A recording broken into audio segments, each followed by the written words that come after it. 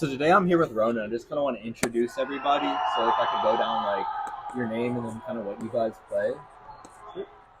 All right, you go. Okay, I go. Okay. Distance. I am Nick. I do guitar and vocals. I am Luca. I do drums and vocals. I am Andres. I play bass and make the crowd go crazy. He does do that. I'm Austin and I play guitar.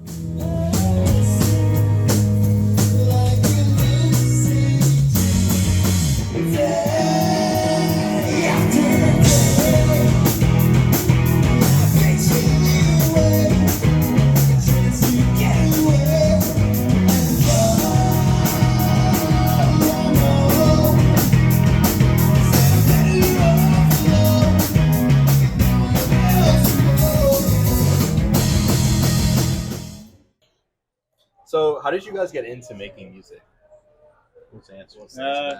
I'll make it long story Yeah, short. yeah, you can do that. So long story short, we were a bunch of weird high school kids that really loved hardcore music, and we just all crossed paths eventually. Just decided that it worked really well. We all were great friends, and Did you guys end up meeting all in high school? pretty much. Oh, really? Kind of, yeah. Well, it's funny because we met outside of high school through the hardcore scene, but we were all in the same school Yeah. because it was a pretty big high school. So, We're all separated. oh, sorry. We're all separate by 1 year. Like each of us are 1 year apart. So when we found out that we all were at the same school, there was like only 1 year where we all were at the same high school at the same time. So it was like Austin was a senior, I was a junior, freshman, sophomore. Yeah, and but like we all met at different times and all had like different interactions, and then I don't remember what moment there was when we like all finally like came together, but it was definitely some sort of band practice or some show that we met at. Yeah. I do have to say, one thing that still makes me really like just nostalgic to this day is the first day I met Andres. We were actually playing music together, which was really cool. Yeah. He filled in for my really crappy punk rock bands. And yeah, it was cool. It was like Nick meant was to in, be. Nick was in 8th grade. So Yeah, I was it an 8th even grader there. Pre Yeah. high school. So Yeah, Where'd you guys go to high school? East Lake High School. yeah, East Lake. Yeah. Do you guys have any musical inspirations? I've noticed you guys played Two Door Cinema. So like, I was kind of wondering, is that an inspiration or is it just like I like this song? Definitely inspiration for me. Yeah. I don't know if it's inspiration for the rest of the guys, but one of the reasons why we like create music so well together is because we all have like very diverse inspirations, but we all have like overlapping music genres, bands, artists that we all like. But then there's stuff that like, obviously I like more than, one of my other bandmates, but it all kind of blends together in a way. And I think it all kind of feeds into the way we make music. That's interesting. So it's like everybody kind of like you guys each individually like something, and then it kind of just like all comes together when you guys end up making it. Yeah.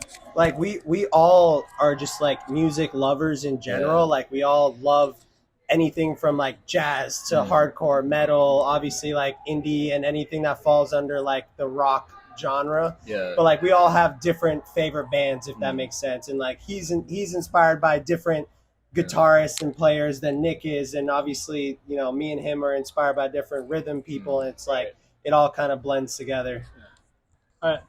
Adding to that, I think like a goal when we were like the young high school kids we were getting together and writing some music, we really wanted to put into perspective and have it as a goal as a band to like no rules in like what we're writing. Like, let's just write something that feels good. And I think that really just sticks with us no matter what. So Yeah, for sure. How'd you guys get involved in KirbyCon? I can answer this. Yeah. So very, very thankful to be like tapped in with the just state of the entire state of Florida's music scene, and our friends Cannibal Kids, who we've played tons of shows with. They've done KirbyCon multiple times, and the last one that they did in Fort Lauderdale, the KirbyCon folks were looking for bands, and Cannibal Kids were already on the lineup, and they recommended us. So naturally, the people reached out, and so they got us on there. We did the last one, and then when they were looking to expand outside of South Florida, they reached out to us. We gave them a bunch of recommendations. This was one of the places we told them for Gainesville, and then they gave us the offer for the show. Yeah. Since KirbyCon is like kind of like anime theme, are you guys like big into anime, or is it kind of just like? Not. I feel like really. none I of. mean, no. Definitely went through a phase. Should we name one each? Dragon Yeah. Ball Z. Come on. Well, I mean, You know, Dragon Ball Z is a classic. Classic. That's like you don't even have to Yes. like anime to like Dragon Ball Yeah, Z. exactly. Like, Yeah. Come on. You know, like, You gotta name something weird. yeah, gotta make it fun. yeah. I mean, I really like the only anime series that I've watched all the way through has been Tokyo Ghoul. Yeah. Like that one's kind of a weird one, but It's fire. very good. It's fire. But when we were thinking of like, what we were gonna cosplay as, we were like, all right, well, we've all liked different ones, but like we're not like diehards of any like specific ones. But we're like Avatar, like we've all watched that. At I least didn't watch That it. was everybody's. Watch Avatar. No, I didn't. Oh, dude, you gotta watch it, man. No, get out of here! Oh, Get out of here, dude! Bye. You said get out the van. Poser! We got a poser here. Dog. I will say though, Full Metal Alchemist. Oh, I got into Initial D because I like cars. Yeah. I don't know if anybody's I about mean, that, but yeah. So I guess we do like anime. Yeah, It went to from like some no degree. to like Yeah. wait, let me say a name. Figured it out. yeah.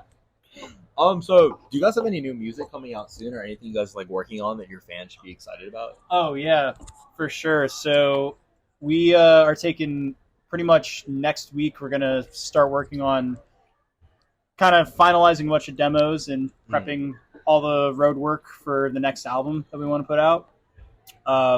Yeah, we've written a lot of demos, just maybe rough ideas. Some are in different stages of development, but yeah, we have a ton of songs that are ready to go and put on the chopping block. So Is there like a theme or anything for the album, or is it kind of just? No sure. like specific theme, but the songs are definitely like more connected. I think like so far the vibe seems to be more connected, but we're not at the stage with the music to like have like a specific theme with it yet. But in general, LP2 coming in 2024. It's happening. It's still pretty varied, but it's there. yeah, I think what's really neat too is that we've been writing music as Rohna for probably about like 4 or 5 years now. Yeah. Regardless if the band was actually public or not. So I think really in that amount of time, we've kind of been able to discover ourselves more as like songwriters and, experimenting with like figuring out how to be better vocalists or how to be better guitar players or just, things that mesh well as a vibe and how we can complement each other more. So things are feeling with the new stuff we have, things feel a lot more complete and more mature each song we write. We got like 40 demos, so in there, in there, 40 Bro, maybe more than that. maybe dude. more. Yeah. There's a lot. I'm So the folder, And we yeah. still have the whole month of October to write more. So Yeah. somewhere in there is a banger album, so it'll be coming. yeah, we'll figure it out.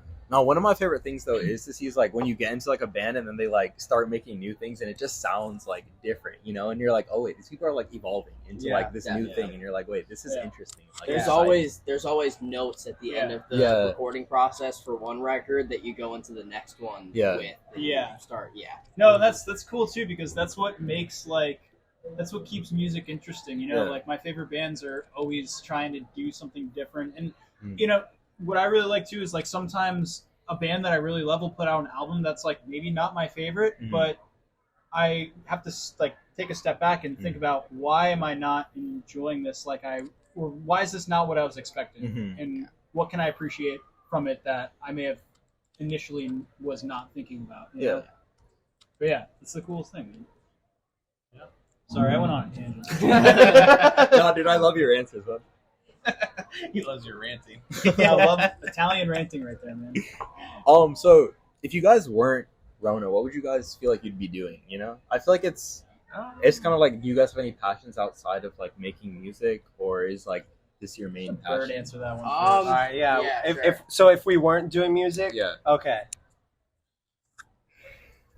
I like chilling, going.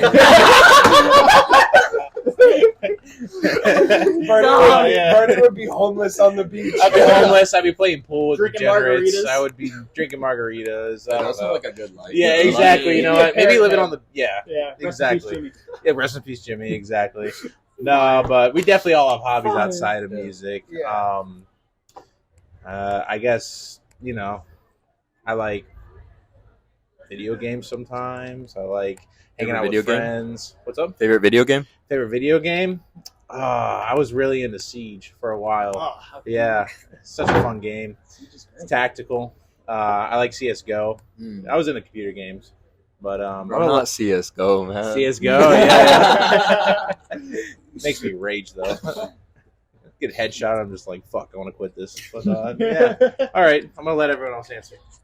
So, serious answer, I would probably be doing something with like psychology because that's what I got my degree in. But like realistic answer, if I wasn't doing music, backup plan would be like chef or like restaurant industry, cooking it up, and or just bartender because I love making drinks, I love making food and talking to people. So if I wasn't doing music, that would probably be the second best thing I could do. I will say, Andres makes the best breakfast out of anyone in the band, but Birdie makes the best steaks. I'm gonna take the mic back. Wait, one second. Food truck. That's what I'm gonna say. I was about to mention that. So if we weren't in music, me and Andres would have a food truck. 110%. I love cooking too, so that's another hobby. I forgot to mention that one. But love. I mean, look at me. I love food. Yeah.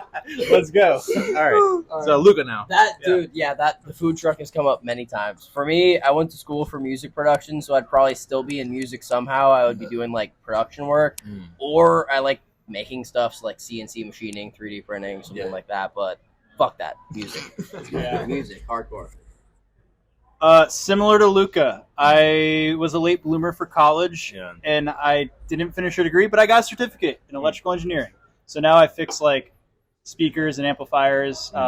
We work together, so it's really fun. So like stage production kind of stuff, and just fixing things where you can.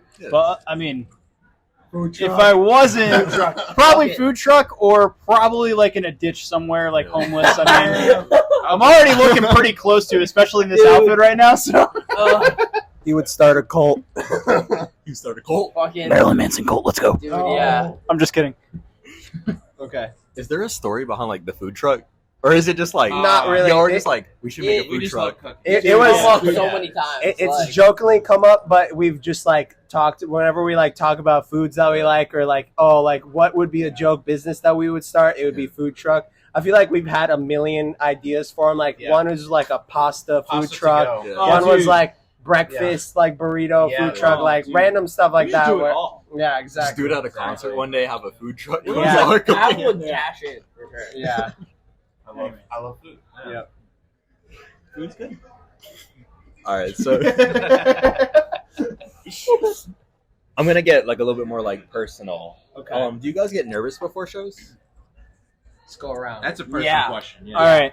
This is what I love thinking about it now. Like the nerves is really just like a rush of energy that you gotta like grab onto, and think of it like as a fucking rocket ship, and you just gotta like grab on that sucker and let it take you into space and enjoy the ride.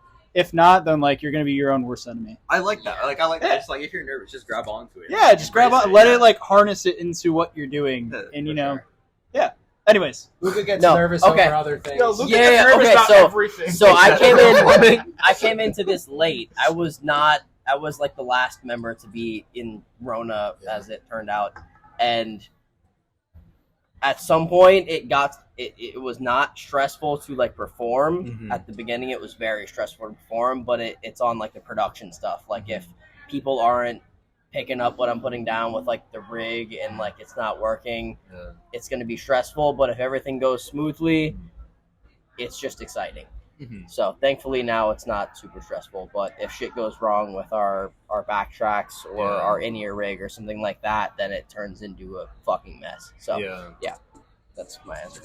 Yeah, for me it's kind of weird because I don't really get nervous. I get nervous if it's like a really big show, but it's more so just like adrenaline. The times where I get nervous to where I'm like overthinking things is when we're like the times where we play terrible shows in front of like 10 people.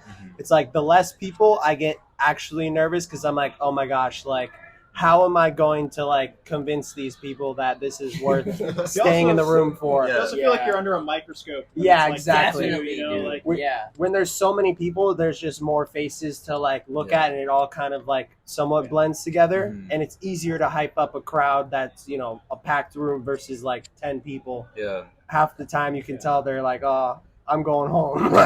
although when we were in small towns, when you're in small towns and they don't get bands coming through as often, it is the coolest thing. 'Cause, Oh, like, yeah. those people really appreciate like Yeah. a band coming through, Oh, even if it's 10 people. Yeah, I'll rephrase. If it's 10 people going crazy, then nerves are gone. If it's 10 people staying there with their arms crossed, I'm dying on the inside. I'm be honest. I don't really get nervous before shows ever. I don't know why. It just doesn't really faze me. But I think it's because I played in orchestra in middle school, so I used to like play to bigger people, like in an auditorium one year, and like I don't know, I just got over it quick. So Yeah. other than that, I don't really get nervous. Yeah, no nervousness, but yeah, Baller. just excitement sometimes. Yeah. Do you guys have like a struggle that you all overcame as like a band to kind of get to where you guys are at now?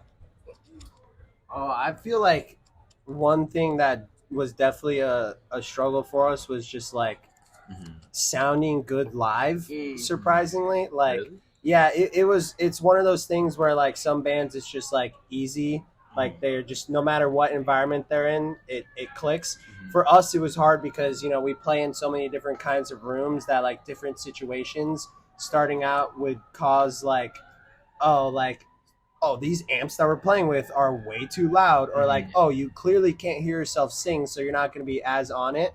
So it took a while for us to like figure out what really worked for us from like an instrumental perspective and like a singing perspective. But thankfully, once we got all that locked in, we have adapted like what we use to work in almost any situation. So. You guys put on a really good performance, though. Like, Thank you. I've Thank noticed it because I was at indie night and I was like, oh wait, like you guys like hyped up the crowd, and I Yeah. feel like the whole entire night was just hype after like you guys. Like I feel like it just like Yeah. escalated up. Thank you, man. Yeah, that's definitely, that thankfully was something that we always had, was like we never had trouble like putting our all into a set. Like we would, no matter what, we'd be, you know, blood, sweat, and tears, leaving everything out on the stage. That's the hardcore. Yeah, kids in us coming out. the punk rock DIY ethos was very much so there from the beginning. We had Yeah. no problem putting on a good show. It was just making sure that it sounded good every time. Do you guys have a favorite song to perform? Oh, Let's go around. favorite song? Come back to me here. I mean, I don't think we've played a show yet where we don't perform Rosewater. And I know everyone else is going to say it, Yeah. or at least somebody was going to, but that song, when we wrote the album that it was on, and just writing that song, it feels like a journey. Like every time we're playing and we go into this like bridge section, I always go back to the memory that when we were in my room writing the song as a band and just jamming it, and like every time I'm on stage, that's what comes to my mind. Yeah. And it's just such a good feeling because you look at like, I look at these dudes and like I look at the crowd, and I just look at the environment we're in, and I'm like it's just a really humbling feeling, and it's a really like sweet thing. So, anyways, enough sentimental. Here's Luca. Going steady's cool because I get to sing a lot. I like that. But either Rosewater or At Loose Ends, because it exercises like drum parts that I wrote when I was a lot more practiced, and now I'm not, and I can still play them, and I enjoy that. But Rosewater definitely goes the hardest. That puts it together in a really emotional way. Like Rosewater is such a dope song when it comes to like actually playing it live, and the emotion of it is cool because it's part of our first record. But there are other songs like At Loose Ends that I feel technically satisfied with. So yeah, all that.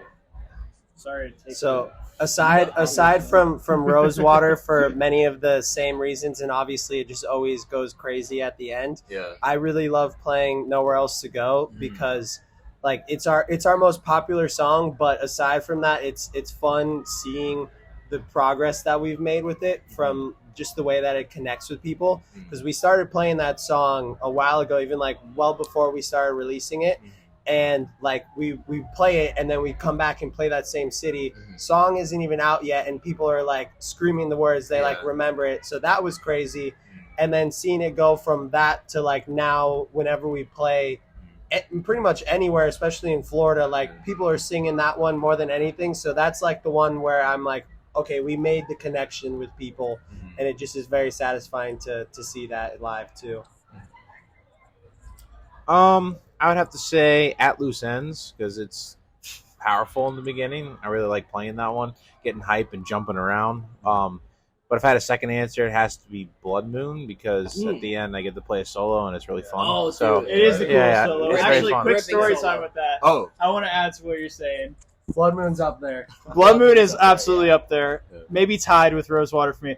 But the coolest thing about that song was when we were in the studio writing it, Birdie could like not figure out what he wanted to do for his solo. Doing like crazy tapping shit. He was just getting, It made no sense. yeah, he was just getting ridiculous. So I look at him, I'm like, bro, you're gonna one take wonder this. Just feel it out. Yeah. Just don't think about it. And he Yeah. lays down the coolest solo Yeah. to this date that I think has been on any one of our songs. yeah. And yeah, I mean, it goes so crazy every time I see him play it. That's awesome. I also love playing that one because before it, every time I'm just like, Austin Birdie. And then as soon as he rips it, it's just like It's nice. the whole Yeah. crowd starts squealing. So it's a good one. That's a good one. Speaking of performance, is there like a reason or like a story behind like why you kind of do like the everybody get down, like everybody jump up? Oh Yeah. So for me, like, kind of goes back to the whole like going back to hardcore and like the punk scene of things. Like we have always been very much so impacted by like the whole synergetic experience between a band and the crowd. And obviously in like a hardcore punk scene, it's just like from off the rip, everyone is moshing, everyone's Yeah. going crazy. And it's one of those things where when you have those big impactful moments, you leave having that connection with the band because you know you put in physical effort and everything. Granted, as like a more chill like indie rock band, it's hard to like have that same connection. So Yeah. when we started playing and when we started doing that, it was more so like how do we create that connection with people to where they leave and that's what they remember. Yeah. So it was just one of those things. And like I just grew up always watching like the Slipknot at Download, like them doing that in front of like 100,000 people. I'm like, well, if we start doing it now, maybe we'll get to do it at that level one day. And it's like a very easy way to like put people in like a state of, oh my gosh, something is about to happen. And then by the end of it, they're like, oh, I wasn't expecting to be sweaty at the end of this set. And now I'm sweaty and I think I like this band. So Yeah. Also, I remember, I think it was just Andres and I at that show, but it was Ski Mask the Slump God. oh yeah. And shout out him because I think that's what made us really fall in love in like that kind of idea. And we're like, yeah, we got to treat this like a rap show. Oh, yeah. So Yeah, it's very much so an easy way to like get people to be excited about moving without it being overkill. yeah. Oh, were you gonna? No. I was gonna say, although you do scream like a maniac. Oh yeah, well Crowd, sometimes in order to get it going, you really gotta kind of freak the people out for a second. But that's just the hardcore comes out of me at that moment. But It's so for sick. sure. Yeah. but yeah. Or sometimes I just can't hear myself and I'm accidentally screaming. I'm like, oh, that sounded scary. Do you guys have any tours or future concerts people should just be excited about? Yeah, so we got Tampa Indie Night November 10th. We have Gainesville Indie Night that's going to be announced on Monday, November 4th. We're doing the after party for the Tampa Pro-Am, very big thing that they do at Skate Park at Tampa. So we're doing that, and then probably won't have any like actual tour stuff until the new year. But yeah, a lot of cool shows. And how do people get in contact with you guys? Like, if they want to talk to you guys, or if they want to, like, I don't know, just send you guys anything. They have to call my phone number and say, hello, I'm trying to reach you about your car's extended warranty. What's the phone number? 727-666-6666. No. It's a 1-800 number. Yeah, I want to Address and social security number as well. right, 555. No, in Sorry. all seriousness, all socials are at Rohna Music, ROHNA Music, and we always respond to people. Check the comments, check the DMs, and then we also have like a text subscription. Like if you just text the number that's in our bio, we'll get it immediately and we'll text you back. So like, Especially if it's about our car's extended warranty. yeah, Exactly. we'll text you. Like you can literally text us. It's fine. We pay $50 a month for it. So like, please text us. Send an 8-ball pool link, Someone please. text them. Please. Somebody send an 8-ball pool link, please. I'll play with it. I don't know if you can do that through the text service, but that'd be sick. I'll try it out later. Yeah. Okay. And is there anything you guys want to finish off with? Just some final thoughts? I don't know. This has been a good interview. You guys have been Yeah, very cool. You're a natural, Thank you. kid. It's been very fun. Born staff. No, you guys are like super fun to interview. Thank you, Yeah, man. thank you, man. And I don't know if you like what we do, come hang out, come support us. We're very fun people, and we love building a community, and that's all we're trying to do: make cool music and make some friends. Hi, Mom. This was sick. You're great at interviewing. Maybe do it again sometime. Thankful to have people be interested and like what we do. We try hard, but yeah, thank you. tryhards. Not too hard, but like yeah. I love you, Birdie. Take 2 mics at the same time. Yeah. Hello, everybody.